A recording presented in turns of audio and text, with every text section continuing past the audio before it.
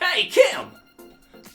Does Hamster know you're playing on his Nintendo Switch behind his back? Alex, what are you doing? Alex? No, I'm Bomb, the positive gamer. And I've gotta say, this is totally cool and all, but I mean, Hamster's gonna... Hey, what's going on in here? Bomb, are you playing games with my wife on my Switch? Wait, there's two of you now? Nah, just forget about this, Snowflake. I'm the real deal. Hamster, the critical game. Arrogant, mule-headed blowhard. Are there any other Alexes I should know about? Well, there is Creepy Closet Hamster, but he's not releasing until the definitive edition. So what was Kim playing anyway that she'd try and hide from us? Looks like Atlas's Catherine full body.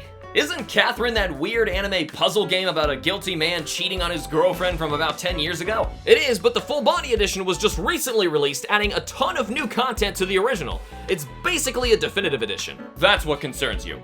Not the part about your wife playing a video game about cheating. Okay, what the heck is this game? You play as Vincent Brooks, a guilty man caught between two women in his life, both named Catherine.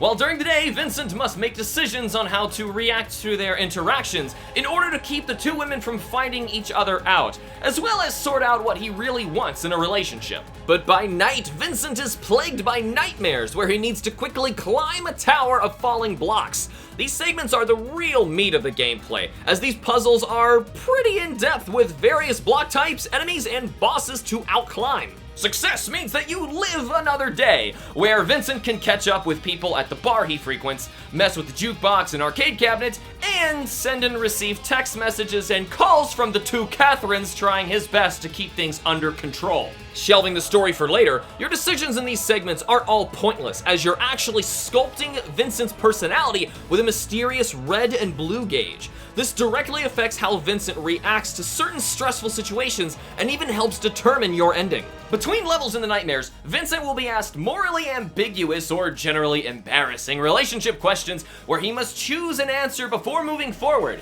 These results also aid in determining your ending and in shaping Vincent's character. Most notably is the fact that soon after answering, you'll be able to view other players' data compiled together. And it's surprising almost every time seeing how men, women, and first-time players answered these questions. But the real gameplay loop in Catherine is in fighting to survive the frantic puzzle-climbing nightmares to see what crazy twists happen next in the story, and how your actions can affect their outcomes. Catherine Full Body adds a third Catherine to the mix, a bunch of new ending possibilities, as well as many other additions, big and small. We really need to emphasize that the puzzle game itself is actually pretty fun, and is enjoyable enough of an incentive to keep you coming back to the game, playing for more, if the story alone doesn't hook you to begin with. There's even a bunch of extra modes and trophies to earn after you've completed the main campaign, assuming you aren't interested in grinding up all those endings. Take my advice that watching trailers or short snippets of this game does a terrible job at selling the gameplay itself. I admit I was hesitant at first, but after playing the campaign 3 times over for different endings, I can now see how the story hooks you in at first, but it's the gameplay that keeps you coming back for more. Unless you're a pervert, then the story alone will probably satisfy you for a long time. Yeah, that's not gross. This is Atlas's Persona team doing the artwork and animated cutscenes, so for the most part, my feelings towards it reflect what I previously described in our Persona 5 The Royal review, which is awesome. It's awesome. They have an incredibly talented animation team, making both outstanding 3D and anime cutscenes. But I should point out that my biggest gripe with their art style is that it can make the jump from 3D to anime jarring, as the 3D models always seem to look a bit off. The thing is though, in Catherine, Vincent's supposed to look buggy-eyed and more nervous than a tortoise escaping a steamroller. So, it works.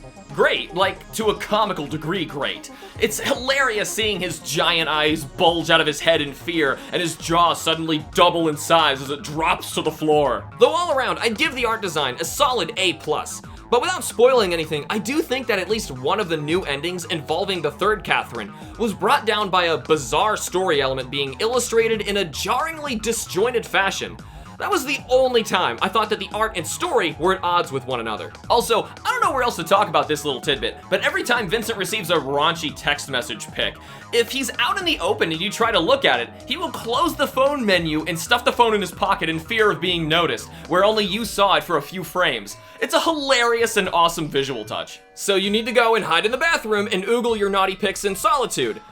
I'm not kidding, that's honestly what you need to do. Man, I love this game. Okay, this story is wild, and as we mentioned before, varies drastically with various ending possibilities.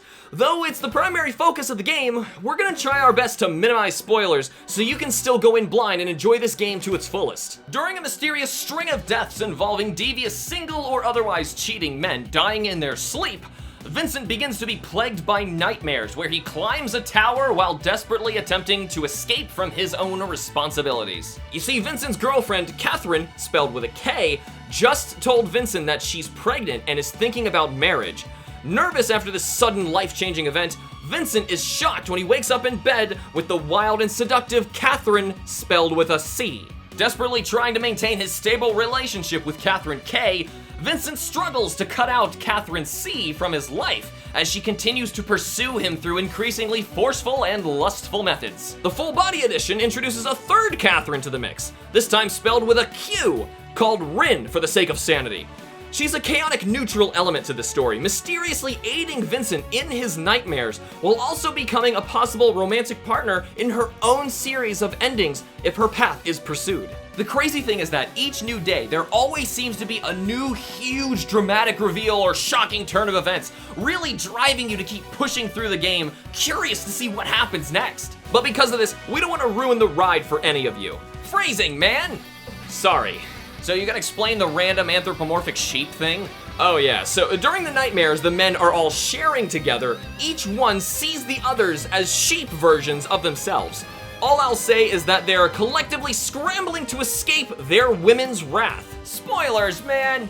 But speaking of spoilers, one thing I really want to talk about is this huge plot twist involving Catherine C, but don't want to ruin the surprise. I will say though that on day 2, I jokingly called this twist way in advance, and when it actually came to fruition, I was straight up jumping up and down screaming because I couldn't believe it actually happened. It's true. He did. The music in this game is strange. Good strange? I don't know. Where there's several famous classic melodies like Ode to Joy and Ride of the Valkyries being remixed in crazy fashions to fit the outlandish situations, and it's comically off-putting, if that's what you mean. Maybe. But then there's also that unironic Alleluia chorus to congratulate you for clearing a night. I laugh like every single time, but I still feel so strangely violated. So what you're saying is that it's perfect for the game. Take my word that trailers don't do this game any justice, and it's just something that you've got to experience yourself, assuming you're mature enough for it, of course. How far are you willing to go for boobs? Atlas. What other game's logo is a literal butt? Like, I didn't even realize it until I saw it in the game animations, and then I burst out laughing. It's a butt, guys! It's a butt! The positive gamer in me was pleasantly surprised with Catherine Full Body, giving it a swooning 8 out of 10. The game does an outstanding job at what it set out to do, and kept Kim and I eager to play it night after night. This crazy story alone makes this oddball game worth the price of admission. The critical gamer in me gives the peculiar Catherine Full Body an above average 7 out of 10. It's hard not to get sucked into the engrossing story and see the game for what it really is. But thankfully, what it really is in the end is a bizarre tower climbing puzzle game unlike any other that was surprisingly enjoyable in its own right. But what do you think? Tell us how your positive and critical sides rate Catherine Full Body in the comments below. But if you think you can cheat and avoid the woman's wrath, then you're just playing with yourself. I'm just saying it right now, this was Kim's idea. And also, Kim made the wonderful illustration for us this week on the whiteboard. Anyway, do you have an idea for a new episode of Playing With Myself? Join the discussion over on Discord using the new Patreon perks to nominate and vote for future episodes. Patreon members get first picks, so check out the links in the description for some more information. As always, thank you to our amazing Patreon members, Atomic Thomas, Cameron, Arrow, Kai, Ben, Rowan, Erica, Squad Fam, Sid, and Denny. Thank you guys so much for watching. Remember to like the videos and subscribe for more, and I will see you guys in the next episode. Bye.